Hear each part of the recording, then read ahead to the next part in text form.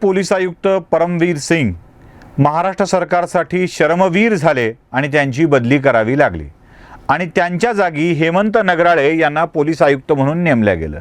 ज्या दिवशी ऑर्डर दिली त्याच दिवशी संध्याकाळी हेमंत नगराळेंनी मुंबईच्या पोलीस आयुक्त पदाचा पदभार घेतला आणि त्याच दिवशी त्यांनी पत्रकार परिषद घेऊन मुंबई पोलिसांची प्रतिमा हनन झाली आहे हे मान्य केलं आणि ती सुधारण्यासाठी आपण प्रयत्न करू असंही सांगितलं।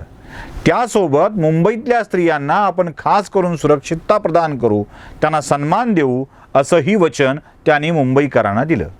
आता मुंबईतल्या स्त्रियांना सन्मान देणे, सुरक्षितता देणे आणि त्यांना चांगली वागणूक देणे असं वचन पोलीस आयुक्त देत असतानाच याच सरकारमधल्या अनेकांचं स्त्रियांसोबतचं वर्तन खूप महत्त्वाचा विषय होता। यातल्या 2 मंत्र्यांना अशा प्रकरणात लिप्त आहेत, तर त्याच वेळी पोलिसांनीच बलात्कार केल्याचे गुन्हे देखील घडलेले आहेत।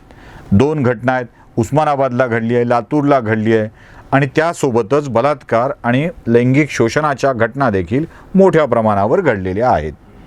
आता या पार्श्वभूमीवर आयुक्तांचा हा शब्द मुंबईकरांना दिलासा देणारा होता, मुंबईकरांना चांगलं वाटायला लावणारा होता। हेमंत नगराळे मुंबईचे पोलीस आयुक्त। आता हा शब्द देणाऱ्या आयुक्तांच्या विषयी आपण अधिक जाणून घेऊया। 1987च्या बॅचचे नगराळे हे अधिकारी आहेत। त्यांनी वेगवेगळ्या ठिकाणी काम केलेलं आहे। कधी चंद्रपूरला होते, कधी CBI मध्ये काम केलं आहे, कधी अलिबागचे रत्नागिरीचे SP होते, कधी ते नव्या मुंबईचे पोलीस आयुक्त होते। त्यांच्याकडं आता ॲडिशनल DG असा पद होतं, त्यांच्याकडं DGचा चार्ज होता आणि ॲडिशनल DGच्या लेवलचं पद मुंबईचं पोलीस आयुक्त पद असल्यामुळं त्यांना मुंबईच्या पोलीस आयुक्त पदावर आत्ता नियुक्ती देण्यात आली। जसा राजा तशी प्रजा असं आपण म्हणत असतो, पण जसा राजा तसा राजाचा सेवक अशी देखील स्थिती आहे की काय हा प्रश्न पडतो। मुंबईच्या पोलीस आयुक्तांनी दिलेलं वचन ते पाळू शकतील का हाही मोठा प्रश्न आहे। त्यांच्यावर अनेक चांगल्या गोष्टी नोंद आहेत, म्हणजे अगदी हर्षद मेहताच्या प्रकरणापासून ते नव्या मुंबईतील बँक ऑफ बरोडाच्या दरोड्याच्या विषयामध्ये या सगळ्या विषयांचा तपास खूप उत्कृष्ट पद्धतीने लावणारे हेमंत नगराळे आहेत। एका चांगल्या लवकर तपास करणाऱ्या अधिकाऱ्यांच्या मध्ये हेमंत नगराळेंची गणना होते। अगदी बडोदा बँकेच्या तपासात त्यांनी शीघ्रगतीनं काम करत दुसऱ्याच दिवशी आरोपींना जेरबंद केलेलं होतं।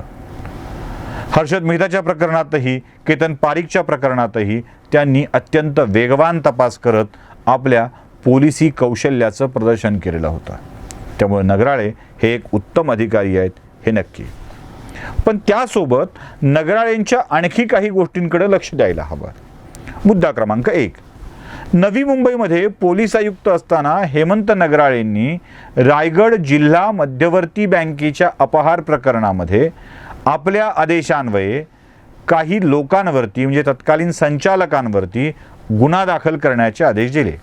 आता या संचालकांच्या मध्ये रायगडचे म्हणजे रायगड जिल्ह्यातले एक विधान परिषद सदस्य जे शेकापचे आहेत जयंत पाटील, त्यांच्यावर देखील गुन्हा दाखल केला गेला। विधान परिषद सदस्य असल्यामुळं त्यांच्यावरती गुन्हा दाखल करायचा असेल तर विधान परिषदेच्या सभापतींची परवानगी घ्यावी लागते। तशी कोणतीही परवानगी न घेता त्यावेळेस आयुक्त असलेल्या नगराळेंनी थेट गुन्हा दाखल केला आणि या विषयात सभापतींच्याकडे तक्रार झाली। सभापतींनी आपल्या अधिकाराचं उल्लंघन केल्याबद्दल नगराळेंना निलंबित करण्याचे आदेश दिले आणि नगराळे निलंबित झाले। आजही विधान परिषदेत तेच सभापती आहेत आणि नगराळे मुंबईचे पोलीस आयुक्त आहेत। सभापती रामराजे नाईक निंबाळकरांनी हा आदेश दिलेला होता। हा एक छोटासा विषय गृहीत धरूया, पुढे विधान परिषदेची क्षमा मागून वगैरे सगळं प्रकरण निपटवता येतं। आता तुम्हाला कळंबोली पोलीस ठाण्यातून एक महिला पोलीस अधिकारी गायब झाल्याचं प्रकरण आठवत असेल। ज्यांना आठवत नसेल त्यांनी लक्षात घ्यावं की अश्विनी बिद्रे गोरे नावाच्या एक महिला सहाय्यक पोलीस निरीक्षक म्हणजे वाझे ज्या पदावर आहेत सहाय्यक पोलीस निरीक्षक, त्याच पदावरच्या एक अधिकारी अचानक गायब झाल्या। कळंबोली पोलीस ठाण्यामध्ये ड्युटीवर जॉईन होण्यासाठी आलेल्या अधिकारी अचानक गायब झाल्या आणि पुढे वसईच्या खाडीत त्यांचा मृतदेह कापून टाकण्यात आला हे स्पष्ट झालं. अगदी कटर आणि कापणारी माणसं सुद्धा शस्त्रासहित पोलिसांनी अटक केली. अश्विनी बिद्रेच्या खुनाच्या मागे कळंबोली पोलीस ठाण्यातील तत्कालीन पोलीस अधिकारीच कुरुंदकर नावाचे ते सहभागी होते, ते आरोपी होते असाही आरोप होता. आता या प्रकरणामध्ये तपास वेगवान व्हावा आणि दोषी पोलीस अधिकाऱ्यांना शिक्षा व्हावी असं अश्विनी बिद्रेच्या आईवडिलांना आणि तिच्या गोरे नावाच्या पतींना वाटत होतं. पण यातला तपास वेगवान होत नाहीये म्हणून तत्कालीन अधिकाऱ्याच्या नावे मुख्यमंत्र्यांकडे थेट तक्रार करण्यात आली होती आणि ज्या ज्या अधिकाऱ्यांची तक्रार करण्यात आली होती त्या अधिकाऱ्यांच्यामध्ये हेमंत नगराळे यांचं देखील नाव होतं.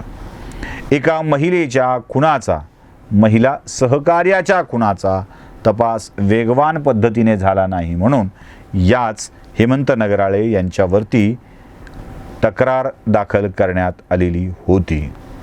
आता तेच नगराळे नवी मुंबईचे पोलीस आयुक्त म्हणून महिलांना सुरक्षितता प्रदान करण्याचा शब्द देत आहेत. आता तिसरी घटना बघूया. नगराळे जेव्हा ॲडिशनल CP होते मुंबईचे तेव्हा त्यांच्या पत्नीने त्यांच्या विरोधात तक्रार केलेली होती. नगराळे मला मनोरुग्ण ठरवू पाहतायत, मला त्यांच्या राहत्या घरातून बाहेर पाठवू पाहतायत, ते माझा शारीरिक आणि मानसिक छळ करतात असा दावाही त्यांच्या पत्नीने म्हणजे प्रतिमा नगराळे यांनी केला होता. तर नगराळे यांनी प्रतिमा नगराळे यांच्यापासून घटस्फोट मिळावा यासाठी देखील लीगल अर्ज सादर केलेला होता. पत्रकार परिषदा घेऊन प्रतिमा नगराळे हेमंत नगराळे यांच्या विरोधामध्ये छळवणुकीचा आरोप करत होत्या, त्या पोलीस ठाण्यात देखील तक्रार देत होत्या. हा जो खटला घटस्फोटाचा खटला होता तो देखील मुंबईच्या कोर्टामध्ये चाललेला आहे हे देखील विसरता येणार नाही. स्वतःच्या पत्नीचा छळ केल्याचा आरोप असणारे नगराळे एका सहाय्यक पोलीस निरीक्षक महिलेच्या गायब होण्याच्या प्रकारामध्ये संथ गतीने तपास करतात म्हणून त्यांच्या विरुद्ध तक्रार झालेले नगराळे, एकदा विधान परिषदेच्या सभापतींनी अधिकाराचं उल्लंघन केलं म्हणून निलंबित केलेले नगराळे आज मुंबईचे पोलीस आयुक्त आहेत. त्यांना हा कारभार समर्थपणे सांभाळता येईल का आणि महिला सुरक्षेचा शब्द पाळता येईल का? देव त्यांना ती शक्ती देव आणि त्यांनी मुंबईकरांना त्यांनीच दिलेला शब्द खरा करोत मुंबईकरांना एक सुरक्षित जीवन मिळो हीच सदिच्छा.